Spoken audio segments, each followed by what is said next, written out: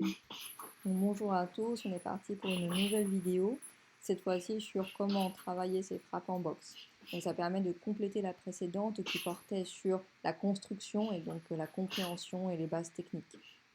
Là, on va aborder 3 exercices simples qui sont réalisables sur tous les supports, donc autant en shadowboxing que sur le sac ou alors sur le double and bag ou d'autres cibles de frappe. À chaque fois, la consigne est écrite en haut pour que vous puissiez vous repérer. Donc là, on a le premier exercice. En gros, il faut sonder. Donc on met en fait sa main à plat juste pour jauger un petit peu la distance. Ensuite, on travaille sur un coup à la fois. Donc par exemple, le jab. Vous portez un jab, vous voyez un peu comment ça sent, et puis ensuite vous doublez. Donc on double sur la même cible, et ensuite on fait la tête puis le corps et la tête.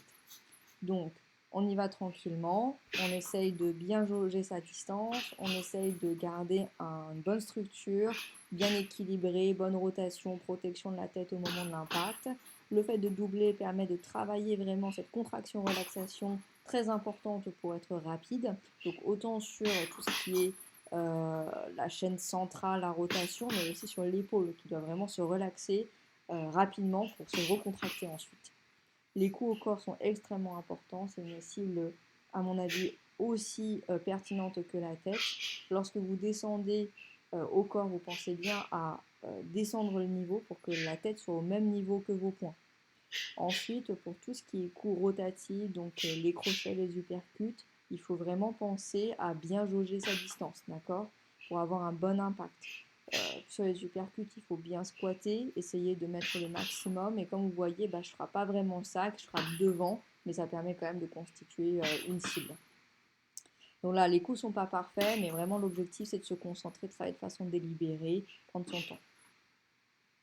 Donc le deuxième exercice, c'est ce qu'on appelle les paires. Donc là, on travaille sur des combinaisons de 2 coups, et en fait, on le fait systématiquement, un petit peu comme des gammes de musique. On prend un numéro, donc par exemple le 1 qui correspond au jab, et on l'associe un par un aux autres numéros, donc 1 et 2, donc jab et cross, puis 1 et 3, jab et crochet avant, 1 et 4, jab et crochet arrière, etc., etc.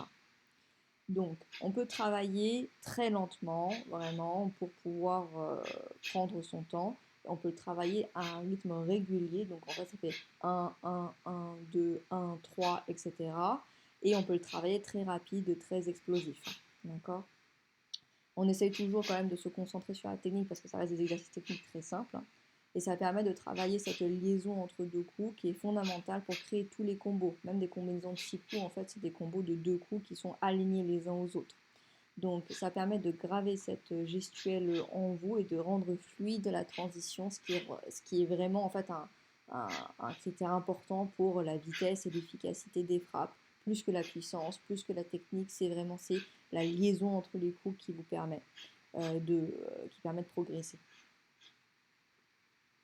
Et enfin, le dernier exercice utilise ici un outil qu'on appelle le double and bag. Donc en l'occurrence, c'est artisanal, c'est une balle de tennis avec 2 élastiques qui sont reliés à la barre de traction en bas et puis à une plaque, enfin un poids, barre de traction en haut et un poids en bas.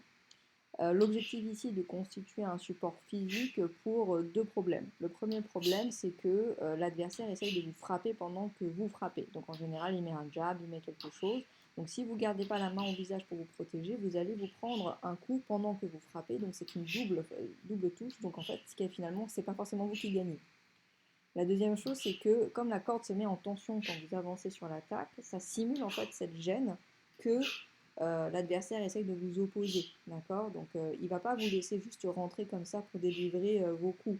Il va vous mettre une gêne, il va vous mettre une résistance.